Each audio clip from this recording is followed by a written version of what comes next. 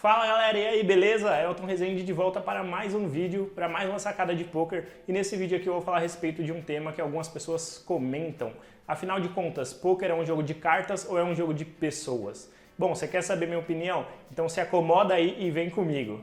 Bom, eu vejo diversos jogadores falando aí que poker é um jogo de pessoas e não de cartas. E muitas pessoas se perguntam, pô, será que é de pessoas mesmo? Mas e as cartas? Então por que a gente bate as cartas lá no board? Eu tenho um ponto de vista a respeito disso e é isso que eu quero passar para você hoje. Eu acredito que poker é sim um jogo de pessoas, mas a partir de um certo ponto. Antes disso ele é um jogo de cartas e aí depois ele passa a se tornar um jogo de pessoas. Como assim, Munhoz? Um jogo de cartas depois vira jogo de pessoas? O que você está falando? Bom, eu acredito basicamente que para você dominar o poker, você precisa primeiro dominar a teoria matemática por trás do jogo. Por que isso? Porque a gente já sabe que o poker ele é um jogo onde você tem que tomar as melhores decisões, as decisões matematicamente corretas, e aí a partir disso o baralho faz a parte dele lá e você só tem que tomar as melhores decisões. E para você tomar as melhores decisões numa mesa, você tem que conhecer a matemática por trás do jogo, você tem que entender quantos odds você tem, qual a probabilidade de você ganhar uma mão, para você poder tomar as suas decisões. E aí, uma vez que você tem a base teórica bem definida e bem formada, e você já domina ela, aí ele entra num segundo momento, ele entra num jogo que é um jogo mais prazeroso, que é onde você realmente vai jogar a partir de padrões das pessoas, realmente é um jogo de pessoas. Como assim? Basicamente, uma vez que você já sabe que você tem que tomar as melhores decisões e você já tem o fundamento matemático por trás disso para você tomar essas decisões, o próximo passo é você começar a observar as pessoas, como elas jogam. Para você o quê? Para você identificar padrões em determinadas pessoas e fraquezas no jogo de determinadas pessoas. E aí, baseado nisso, você só vai ter o trabalho de explorar elas e tomar as melhores decisões. Então, mais antes de você explorar elas, você tem que ter a teoria definida, senão não adianta nada você querer ficar jogando só as pessoas sem entender qual é a probabilidade, sem ter o respaldo matemático por trás. Então, esse é o meu ponto de vista. Como assim, Munhoz? O que você está falando, velho?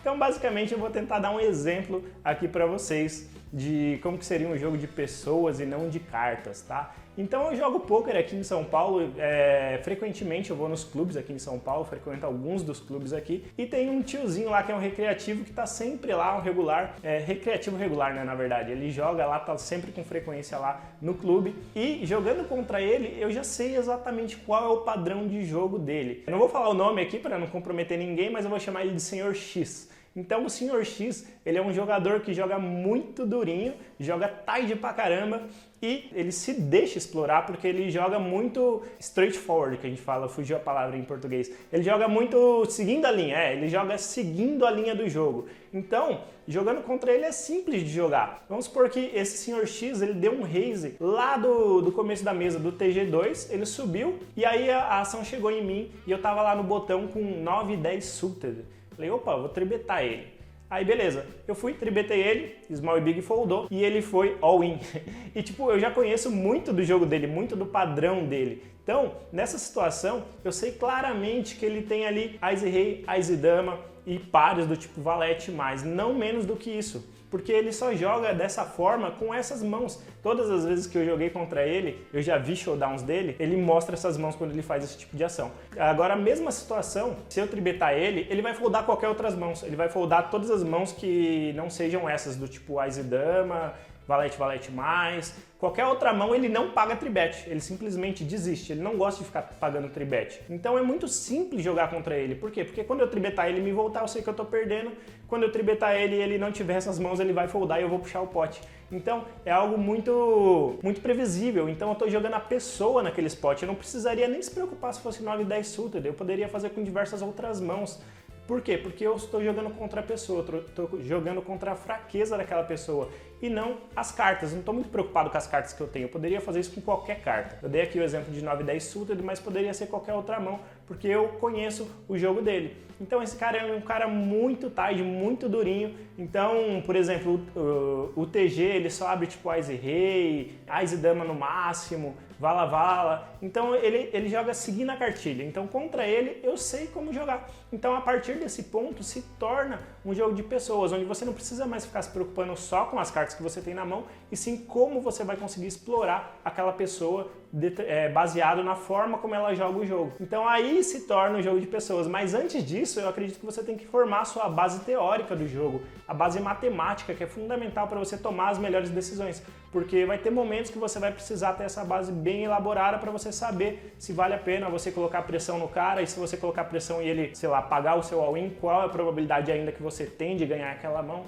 Então você tem que ter tudo isso junto. Então acho que num primeiro momento o poker ele é um jogo de cartas, sim, a parte teórica do jogo você tem que formar, tem que estar bem elaborada, e num segundo momento ele se torna um jogo de pessoas, que aí sim entra a diversão do jogo, que é onde você começa a identificar padrões, identificar fraquezas e explorar essas pessoas para realmente fazer fichas sem ter que mostrar suas cartas. E aí que é o grande barato do poker, beleza? Então essa é a minha opinião a respeito de se o poker é um jogo de pessoas ou de cartas. Espero que você tenha curtido. Se você curtiu, deixa o seu joinha aí embaixo. Você pode se inscrever no canal também para receber sempre que sair um vídeo novo, se você estiver assistindo no YouTube. Se estiver na fanpage, no Facebook, é só você curtir a página também, que você vai ficar por dentro das novidades. Acesse o blog lá, que é o pokernachapa.com.br.